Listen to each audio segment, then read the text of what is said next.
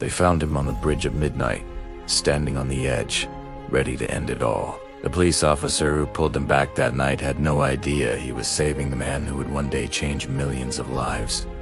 This is his story. His name was Marcus, and just 6 months earlier, he had everything.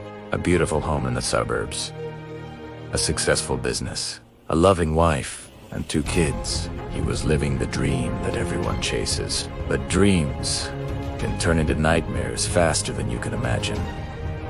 It started with a phone call. His business partner, the man he trusted like a brother, had been stealing from the company for years. By the time Marcus discovered the truth, it was too late. The money was gone.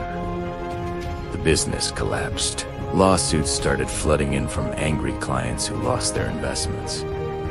Marcus tried to fight back, but the legal system crushed him. He lost everything in the courts. His house was seized. His cars were taken.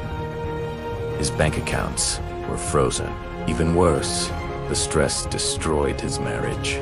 His wife couldn't handle the pressure and left, taking the children with her. Within 6 months, Marcus went from millionaire to homeless. He was sleeping in his car, showering at gas stations, eating from dollar menus when he could afford it. The man who once wore expensive suits now wore the same dirty clothes for weeks. People who used to respect him now looked right through him. But the real pain wasn't physical. It was the shame that ate him alive every single day. How did I let this happen? How could I be so stupid? How will I ever face my children again? These thoughts tortured him constantly. He felt like a failure, a fool, a waste of space. That's how he ended up on the bridge that cold November night. He had given up. There was no point in continuing. He had nothing to live for anymore. He climbed over the railing and looked down at the dark water below. Just one step and all the pain would end. Then he felt a strong hand grab his jacket and pull him backward. The police officer held him tight and wouldn't let go. Marcus fought against him, screaming, crying, and begging to be released. But the officer was stronger. He dragged Marcus away from the edge and sat him down on the cold concrete. The officer didn't lecture him. He didn't tell him life was precious or that things would get better. Instead, he did something unexpected. He sat down next to Marcus and said, "I was where you are 7 years ago. Different reasons, same dark place. Wanna know what saved me?" Marcus looked at him with empty eyes but said nothing. The officer continued, "I stopped trying to get my old life back. That life was dead. Gone forever. Instead, I asked myself a different question. If I could build any life from scratch, starting with absolutely nothing, what would it look like?" Those words planted a seed in Marcus's mind. That night, instead of dying, he spent hours at the police station drinking bad coffee and talking to the officer. They talked until sunrise. When Marcus finally left, something had shifted inside him. He still had nothing. But now he had a tiny spark of curiosity. If I could build any life from scratch, what would it look like?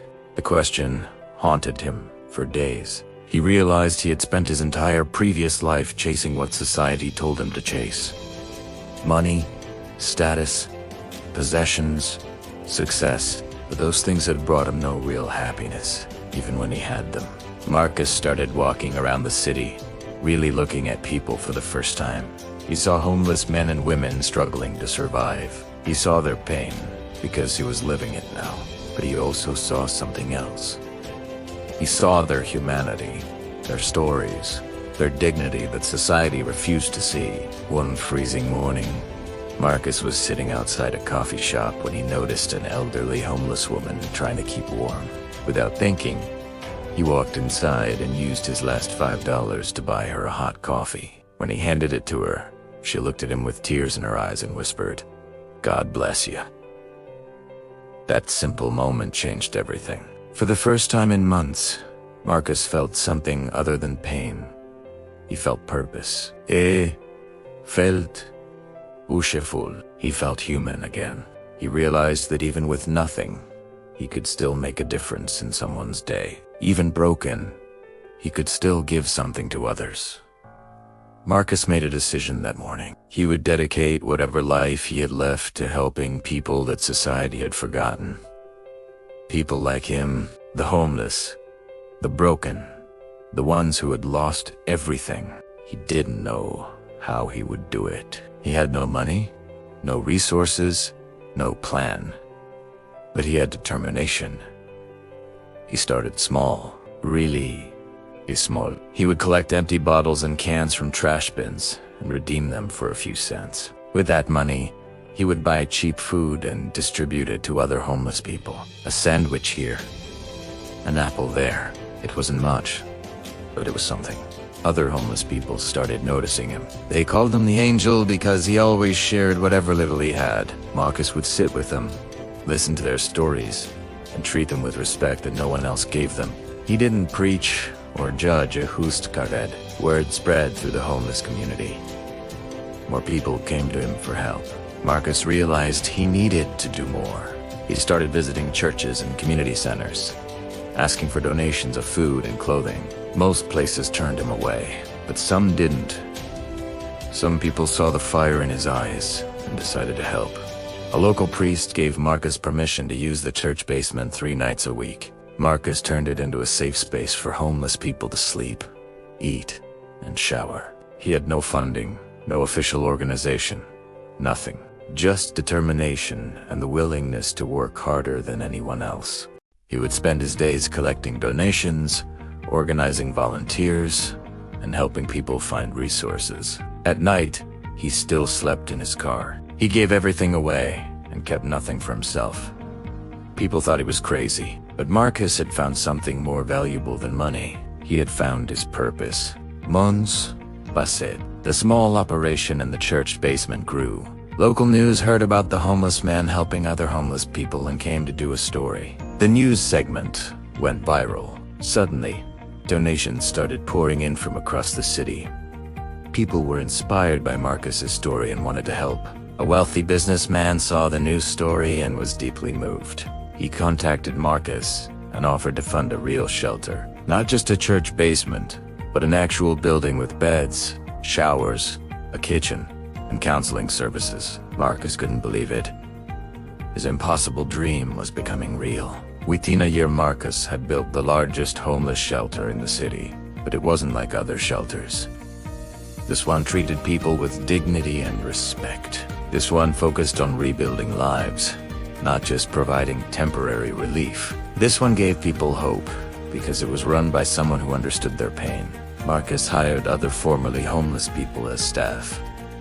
He created job training programs. He partnered with local businesses to help people get employment. He worked with therapists to provide mental health support. He built a community of healing and transformation. 5 years after standing on that bridge, Marcus had helped over 10,000 people get off the streets and rebuild their lives. His organization had expanded to 5 shelters across 3 cities. He had been featured in national magazines and invited to speak at conferences around the world. But the most powerful moment came when his teenage daughter reached out to him. She had seen him on the news and wanted to reconnect. They met at a coffee shop, and she looked at him with pride in her eyes. She said, "Dad, I'm so proud of who you've become." Marcus started crying. He told her the truth. The man you knew before wasn't really living. He was just collecting things and chasing illusions. That man had to die so I could become the person I was meant to be. Losing everything was the best thing that ever happened to me. Today, Marcus travels the world, sharing his message. He tells people that your worst moment doesn't define you. What defines you is what you choose to do after that moment. He tells them that sometimes God strips away everything you have so you can discover everything you are. He stands on stages in front of thousands and says, "That night on the bridge, I thought my life was ending, but it was actually beginning." The old Marcus died that night, and from his ashes, a new person was born. Someone with purpose, someone with meaning, someone who finally understood what life is really about.